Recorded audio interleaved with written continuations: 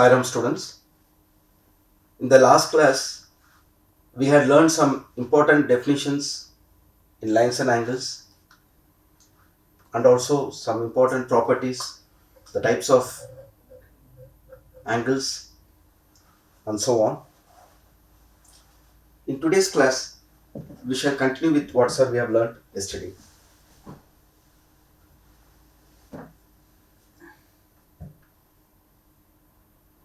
Triangle. So triangle is a three-sided closed figure. It has 6 elements. What are those 6 elements? Namely 3 angles A, B, C and 3 sides. Here, what are the 3 sides? A, B, B, C and C, A. Now we read the triangle as either triangle ABC or triangle BCA or triangle CAB. Now we shall discuss the different types of triangles one after another. Equilateral triangle. In a triangle, if all the sides of a triangle are equal, then we call it as equilateral triangle. Another property of equilateral triangle is all the angles also will be equal. Now isosceles triangle. If any 2 sides of the triangle are equal, then we call it as isosceles triangle. Next, scalene triangle. Here all the three sides of the triangle are of different lengths. Next, acute angle triangle. Here all the 3 angles are acute. Next, obtuse angle triangle. Here any one of the angles of the triangle is going to be obtuse. Next, right angle triangle. If any one of the angle of the triangle is 90 degree, then we call that as a right angle triangle. Next, we shall discuss about some important properties of triangle. First is the angle sum property. The sum of all the angles of a triangle equals 180 degree. Given any triangle, if we add the sum of all the angles, it will be always equal to 180 degrees. Now, we shall just prove this result. Consider the diagram given here, the triangle ABC.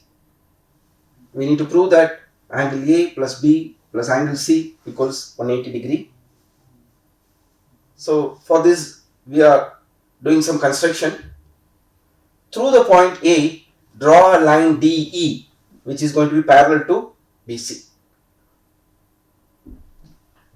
Now, since DE is parallel to BC, you can see the diagram. DE is parallel to BC and AB is acting as a transversal. You note that AB is acting as a transversal by the transversal properties which we have seen yesterday. Okay. So now angle B will be equal to angle DAB because they are a pair of alternate angles. Similarly, angle C will be equal to angle EAC. You can look in the diagram. And this is again a pair of alternate angles. Therefore, what happens? Angle B plus angle C. If I add both these, left hand side, I will add the right hand side also. Angle DAB plus angle EAC. So this will be step number 1. Now adding angle A to both the sides. I am adding angle A to both the sides. This will become angle A plus angle B plus angle C equal to angle A plus whatever was left there. So if you observe the figure, angle A plus DAB, angle A plus DAB plus EAC, this sum is going to be equal to 180 degree. That's why we can say that sum of all the angles of a triangle equals 180 degrees. Next, one more important property which is known as the exterior angle property. It states that the exterior angle of a triangle, suppose I have a triangle ABC and I am producing this line BC to some point D, I get an exterior angle, namely angle ACD. So here it states that the exterior angle, that is ACD of a triangle, is equal to sum of the 2 interior opposite angles. So what are the opposite angles to that of C? It is namely angle A and B. So their sum will be angle BAC plus angle ABC. So again I repeat, the exterior angle of any triangle is equal to sum of the two interior opposite angles. Now let us work some numerical problems. Look at the given figure. Here the bisectors of angle PQR. So this is the bisector QO and angle PRQ, which is the angle bisector here OR. So both of these will intersect each other at the point O. You need to prove that angle QOR equals 90 plus half of angle P. Now look at angle QOR. QOR can be written as 180 degree minus half of PQR plus PRQ, because we know that angle O plus angle Q plus angle R will be equal to 90 degree. Sorry, will be equal to 180 degree, because this forms a triangle. Look at the triangle QR. The sum of all the angles should be 180 degree. So from that principle, we can write angle QR equals 180 minus half of angle PQR plus half of angle PRQ. Also we know that angle P plus Q plus R, if I take the triangle as a whole, PQR, triangle PQR, sum of all these three angles will be 180, which means angle Q plus angle R will be 180 minus P. So that is equal to 180 minus half of, so I am substituting this, okay, the place of angle PQR plus PRQ, I am replacing it as 180 minus P. That's how I got this step, 180 minus angle P. So 180 degree minus half of 180 will be 90 degrees. And again minus into minus will be plus half of angle P, which will be 180 minus 90, that's 90 degree, plus half of angle P. This is what we need to prove. Now take the next question. The angles of a triangle are in the ratio 2:3:5. We need to find all the three angles. Okay, let us work this problem. So let us have a triangle. The angles of the triangle. Let us take a rough triangle ABC, rough diagram. The angles are in the ratio 2:3:5.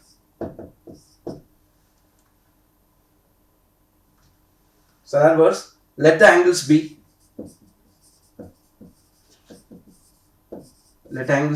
2x, 3x and 5x respectively.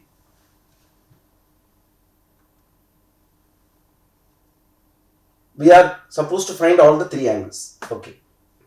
You know, sum of all the angles in a triangle is equal to 180 degree. So since we have taken the angles to be 2x, 3x, 5x, we'll add up all this. So 2x plus 3x plus 5x will be 5 plus 3 plus 2, 10x.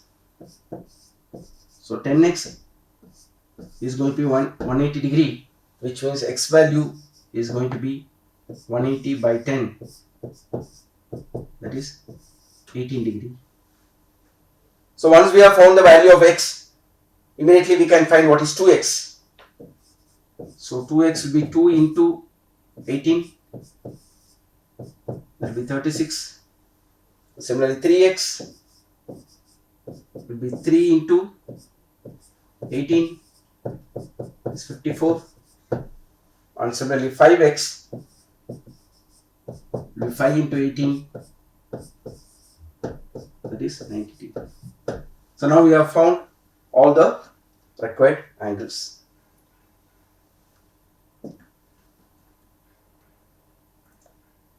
Let us go to the third question. Prove that sum of all the four angles of a quadrilateral is 360 degree. This is again a very simple question. You know, in any quadrilateral you know, it is a four-sided figure, right? There will be four angles. namely angle A, B, C and D. So in order to prove that sum of all the 4 angles equals 180 degree, what you do is you just draw a diagonal, either AC or BD. Anything we can draw, AC or BD. So in the process, we are dividing the quadrilateral into 2 triangles. So now the 2 triangles are triangle ABC and triangle ADC. Already we know that in any triangle, the sum of all the angles is going to be 180 degree. So here also for the triangle ABC, using that statement, we can write that the sum of all the angles, triangle ABC, sum of all the angle is going to be angle A plus angle B plus angle C. This will be 180 degree. We know that. And similarly for triangle ADC, what can we say? The sum of angle A plus angle D plus angle C, this is going to be 180 degree.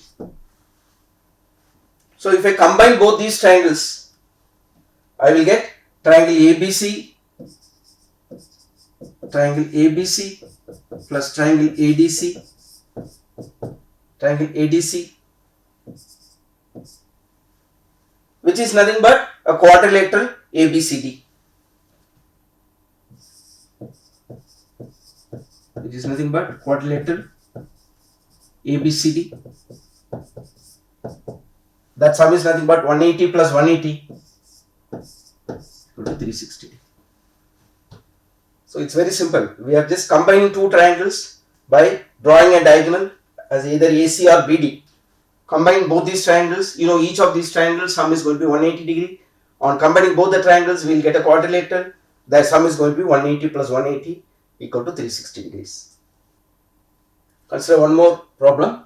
In the given figure, ABCD is a trapezium. You know what is a trapezium? It is a quadrilateral in which one pair of opposite sides are parallel. So here CD is parallel to AB. One pair is parallel. Now read the question further. So here ABCD is a trapezium such that AB is parallel to DC. We need to find angle D. What is this angle? And also angle C.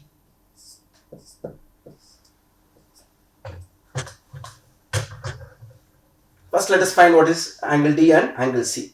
Now AD acts as a transversal because CD is parallel to AB. By property of parallel lines and transversal, we know that the sum of interior angles on the same side of the transversal, these are the 2 interior angles on the same side of the transversal, namely angle ADC and angle DAB. The sum of these are the 2 angles on the same side of the transversal. We know their sum should be equal to 180. Right? So from this we can find what is angle ADC. ADC will be 180 minus of angle DAB. But what is angle DAB? Angle DAB is 40 degree, that is given. This is 140. So angle ADC, this value is going to be 140 degree. Using the same principle, again now you observe that BC acts as a transversal because CD is parallel to AB. Again we know that sum of the interior angles on the same side of the transversal are supplementary. So here also angle C, right? Angle C plus angle B. These are the 2 angles on the same side of the transversal. That sum should be 180 degree. Already this we have to be 70 degree. Angle B is 70. So angle C will be 180 minus 70. That will be 110. This value is 110. So we have found both the required angles, namely angle D and angle C. What is the next part of the question? We have to verify that sum of all the 4 angles is 360 degrees. Just we will add up all this. 140 plus 40, again 110 and 70 degree. If you add all these four angles, we observe that the sum is going to be equal to 360 degree. Hence the result.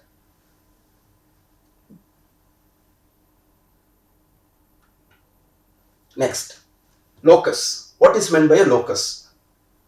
Definition of locus: the path traced by a moving point P under certain geometric conditions is known as locus. For example, consider the parallel lines L and M and a point P between them, equidistance which is going to be equidistant between the lines. Then what will be the path traced by that point P?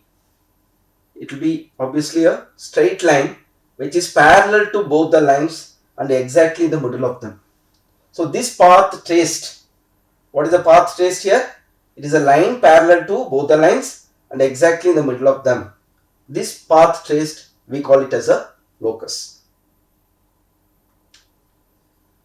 Next, let us see what will be the locus of a point equidistant from two given points.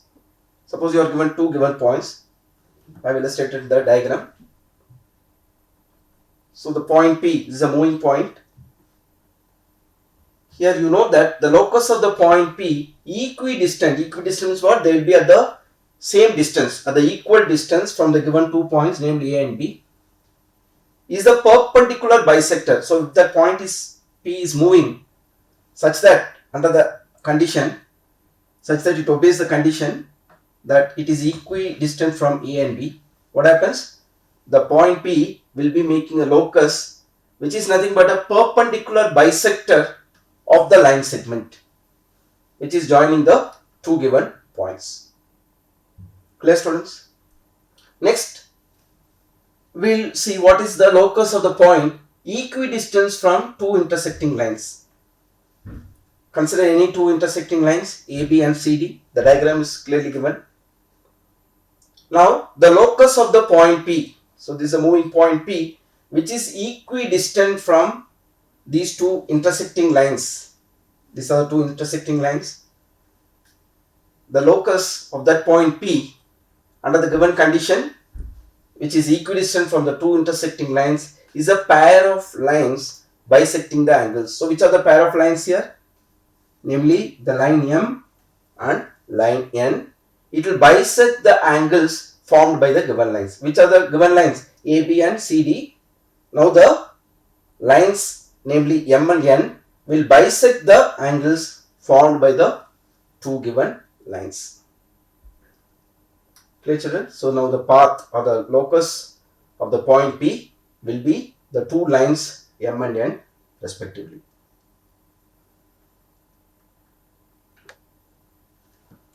Now let us take some numerical problems.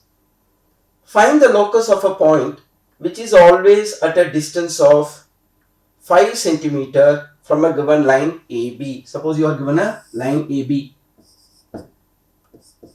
The condition is the point should be always at a distance of 5 cm. This is the point P. It can be on the other side also, right? We can take the point P or P1 to be on the other side also.